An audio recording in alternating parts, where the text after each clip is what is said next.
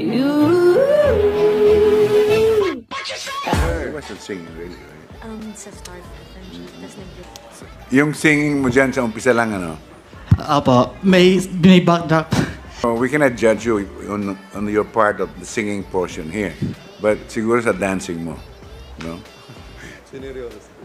Donnie, you wanna go ahead? Sir, kasi kailangan niya sumayaw. Kaya playback ng music sa likod. Ganun talaga, di ba, Sean? Actually, ako, impressed ako sa mga press natin, kasi ang gagaling nyo lahat. Ako, I'm just enjoying my time here. Hindi ko inakalain na we will have this much fun. So, maraming salamat, Sean, sa pag-share ng talents mo sa amin. kinakabahan ako! Okay lang yan. Ito kasi yan. Alam mo yung ibig sabihin yan?